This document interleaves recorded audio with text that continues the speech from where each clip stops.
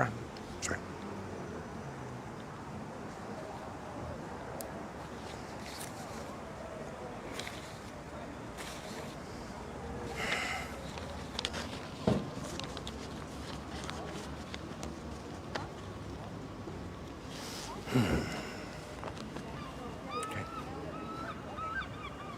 Hi, I'm Carl Eve. I'm the crime reporter with Plymouth Live. I've been here all morning at Plymouth Crown Court, where today Cody Ackland of Southway was sentenced to life imprisonment with a minimum tariff of 30 years and 190 days.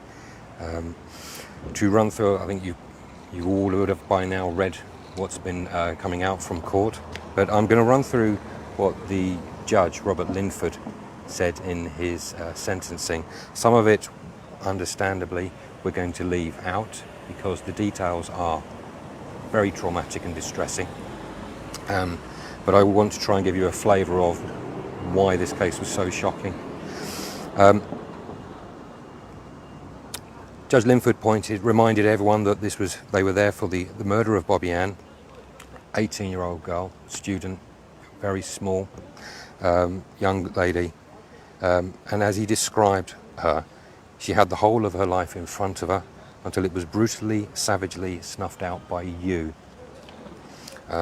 He reminded the court that the statement prepared by her mother, which was read out in court, speaks of a life which Bobbi-Anne would have stretched out before her had it not been taken by you.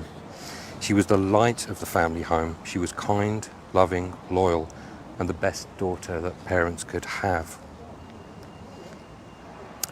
Judge Linford went on to describe how Ackland had a worrying and disturbing interest in murders and serial killers.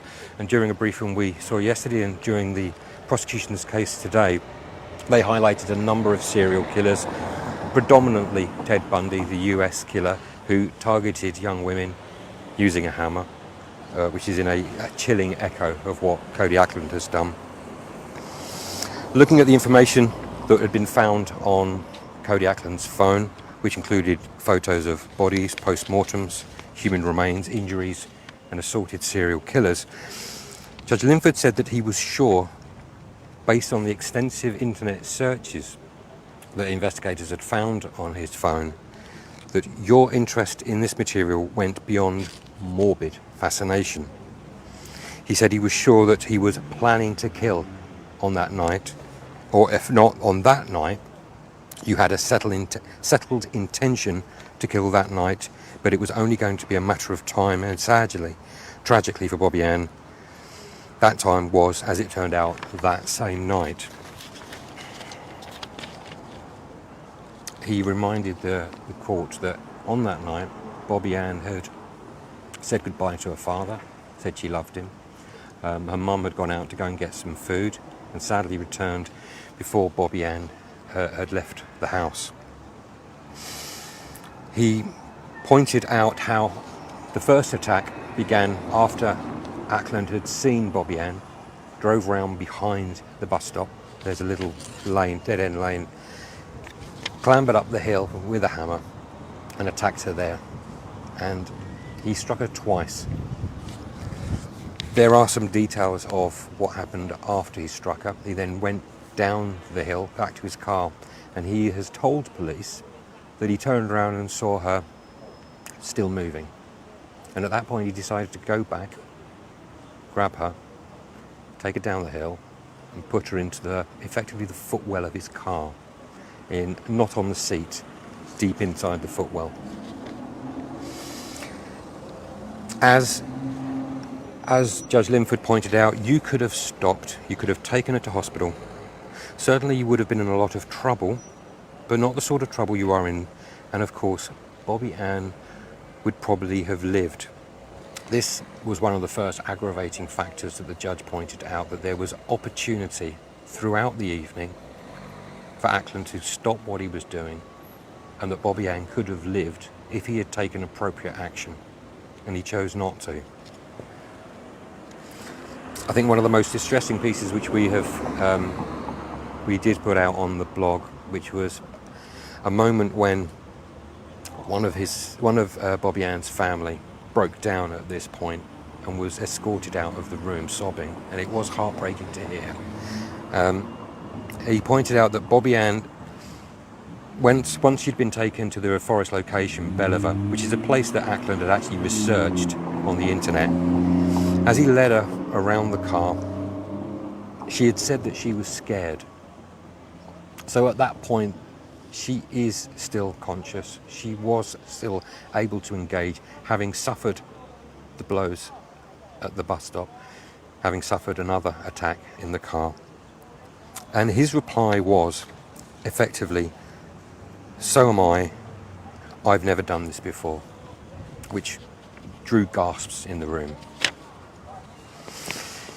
He went on to describe to police more of his responses and how he acted, about how he then continued the assault at the back of his car at Belliver. And I'm not going to read that section because it is very distressing, but it underscores that really he didn't in any way empathise with her at that point, and that he was more incredulous that she was able to respond to him, rather than incredulous she was still alive and that he could do something about it.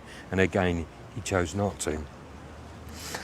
He eventually attacked her a last time, cruelly, at the Belliver Forest car park, and then checked her pulse to check that she was dead. As Judge Linford pointed out, he then went home after this, what he described, determined savagery. The next day he decided to burn items of hers in an effort to, or he burnt items of hers, a handbag at Belliver Forest. But he went home and then went to bed. The next day, the judge said that news broadcasts were going out asking for people to help in the search. And he said that so widespread was the publicity that there probably wasn't a person in this city who wasn't aware of her disappearance. And you'll remember by this point, Plymouth Live was putting out appeals. The family had put out numerous posters, messages on social media. Parents were out searching, her brother was out searching, friends, family, just members of the community were all getting involved in searching for Bobbi-Anne.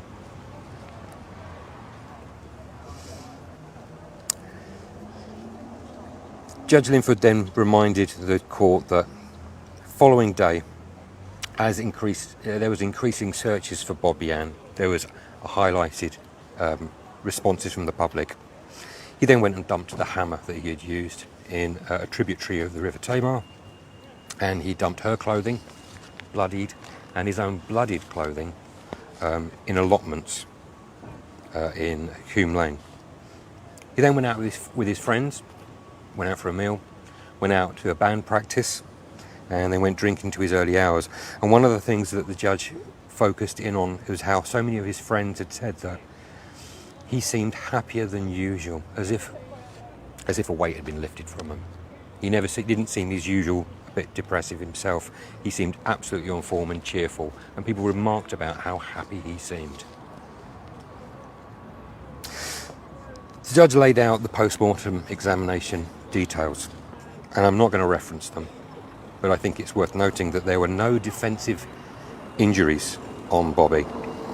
Defensive injuries are usually when somebody has opportunity to put up their hands or their forearms or their legs, anything to stop an assault.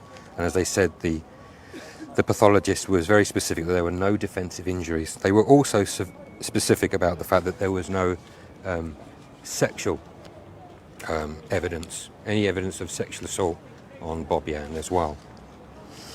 He did note, though, that the consultant pathologist, the expert, explained that looking at the type of injuries she suffered, they were able to determine that she would have survived, and as Ackland accepted, did survive for some time after his initial assault on her at the bus stop. He accepted that Ackland made the fullest confession and that he had at the same time linked his behaviour to his own historic problems and feelings. Judge Linford highlighted a psychiatric report that was originally asked for as part of the defence, with the aim of perhaps putting forward a defence of diminished responsibility. Judge Linford said that this report makes highly disturbing reading. The report identifies you as a sad and isolated individual, it went.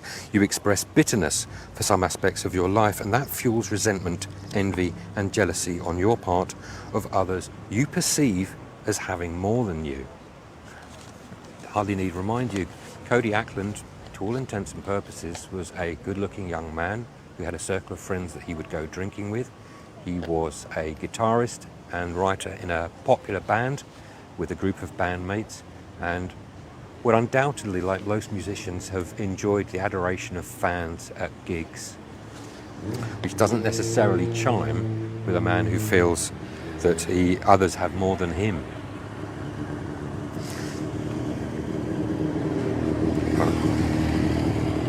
I'm going to read you some lines from Dr. Jacobs' report that was read out in full by Judge Linford. Dr. Jacobs said that Mr. Ackland's interest in serial killers and his viewing of images of crime scenes and bodies on the internet provided him with a sense of relief from his feelings. In the same way that others may seek relief through self-harm or other maladaptive coping mechanisms. This developed an addictive quality over time. It is of concern that Mr. Ackland states that since he committed the offence, he has not felt the same feelings of depression and resentment as before, as if this violent act would somehow rid him of his feelings, or has somehow rid him of his feelings. In my experience, said Dr. Jacob, these deep-seated feelings and core beliefs do not go away, and it is highly likely they will return for Mr. Ackland, and he will once again need to find relief from them. He went on to say that Mr. Ackland presents with risk factors which are likely to be static over time and may well be unresponsive to psychological treatment intervention. Judge Linford reminded everybody, as was pointed out by the prosecution, that Cody Ackland had absolutely no previous convictions. In fact, he was never known to police before this time. Police said yesterday when we spoke to them that he had no other underlying issues, no mental health issues that had been reported to any agencies in the city, and the police had gone to great lengths to find out if there had been any previous issues with previous girlfriends. Quite literally, as has been spoken about Ackland, he lived a totally secret life, a life away from anything his family, friends, associates, authorities knew of him. It was hidden away by him. And there was no indication to any of his friends and family that he had this more than morbid fascination with serial killers, murder, and everything that surrounds it. Judge Linford said that he recognised that Ackland had a troubling past, and he said, your counsel is right, you grew up feeling different to others and grew to loathe yourself for no good reason. He accepted he did not find that he took any sexual or other pleasure from killing Bobbi-Anne, although you did find emotional relief in having done so. He agreed that there was a substantial degree of planning, albeit not planning to kill Bobbi-Anne. Rather, you were possessed of a desire to kill anyone who you encountered that fitted your own distorted view of an appropriate victim. And when we spoke to police yesterday and we asked them, is it likely that it would have been someone else? The general feeling is that at some point, Ackland was going to carry out his, for want of a better word, fantasy. And that if it hadn't been Bobbi-Anne that night, it would have been someone else. If not that night, then another night, but more likely as not that night. There was a heartbreaking moment when the defence barrister noted that the night that Bobbi-Anne was going to go out, she was desperately looking for a set of shoes that she'd worn the night before. And he noted that if she had found those shoes earlier, then she would have sadly, or hopefully, have been able to catch an earlier bus. So, I'm just trying to find the exact notes from when the defence, because again, it highlighted that, as with so many of these cases, there is a what if element. What if he had not driven down that road? What if she had found her shoes? What if she had got the earlier bus? The tragedy is she didn't, and he drove past at that moment, and he saw her, and he took the decision. He pointed out to 4 aggravating features, which were the 4 continuing but separate attacks on Bobbi-Anne, which again, we've not gone into detail with. Less than to say that they were horrific, they were sustained, and he had opportunity on a number of occasions to have stopped and effectively could have saved her, and he chose not to. Judge Lynch said in closing, "You subjected Bobbi-Anne McLeod to a prolonged, savage and merciless attack. She was a young, popular and much loved person. The attack caused both outrage and fear in this part of the country, and with good reason. It was utterly motiveless. The psychiatric report, in my view, shows that you will remain potentially indefinitely a highly dangerous man." The judge then outlined what he would have sentenced Ackland if he had not pleaded guilty at the earliest opportunity, if he had not confessed, and it would have been life for murder, but with a minimum of 36 years. He had to take into account, as the sentencing guidelines tells him he has to give him credit for his plea of guilty, and so he reduced it by 5 years, which sets the minimum term at 31 years. It is a 31-year minimum tariff, but he accepted that Ackland has actually been in custody for 175 days, and so that is taken off. So in effect, the next time Ackland can even be considered for parole is in 30 years' time and 190 days. Judge Linford ended by saying, "I must make it quite clear that there is a very strong possibility in this case that you will never be released from prison, and I urge any future parole board considering your release to look very carefully at the conclusions of Dr. Jacob and the facts of this shocking case before saying it is safe for you to be back in society." For much of the hearing, Ackland spent his time with his hands up by his face around here. That may not mean a lot to people who are not in the courtroom, but from where Ackland was sitting, the family were on his left, and his hands spent a lot of the time here as if shielding his face. He stood up after he had the sentence passed on him. He appeared to nod and blink as if incredulous, and then turned and was led away. But as he got within a few feet, the brother of Bobbi-Anne shouted out at him. It's effectively the only time in all the Crown Court hearings where anyone has expressed emotion to that extent. The brother's expression was understandable. It was very, very loud, and there was a response of shock in the room. His family immediately reached for him to quieten him, and the prosecuting barrister stood up as if to apologise, and Judge Linford took it very clearly in his stride and made it very clear to the room that he was not upset, not unduly bothered by the phrase, and he had no issue with it. He then went on to state, directly looking at the family and at the barrister, that he wanted to pay tribute to their quiet dignity that Bobbi-Anne's family had shown throughout all of the Crown Court hearings. He reminded them that he had asked them on 3 occasions, and everyone else sitting there, to not react, to show decorum, and that they had done so. And he said, "I don't know how they remained so calm. I don't know how they did it. It's a tribute to them that they were able to keep so calm in the face of what they've had to face." And so he said that he would put from his mind what the brother had just done. And then the case ended and Ackland by this point had been led away. Just to remind you, Ackland will serve life. He has been handed a life sentence with a minimum tariff of 31 years. He must serve 30 years and 190 days before he could even be considered for parole. That'll make him 54. He's going to be 25 in 2 weeks' time. And the fallout from this case is undoubtedly going to be felt for a long time in the city.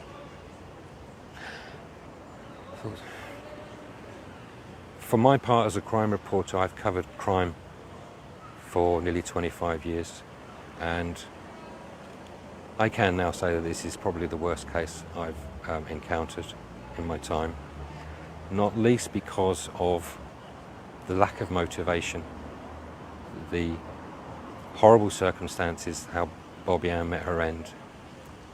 Sadly, how she must have known that the person she was with was not going to give her any care, and that she went through it alone, which is also immeasurably painful for the parents. And I say that as a parent myself. You wish to do everything you can to protect your children, and so to know that this man snatched him away so close to their home and ended her life in such a cruel fashion will be agonising for them for years to come. And I hope the city and the community will continue to rally around them and give them some support.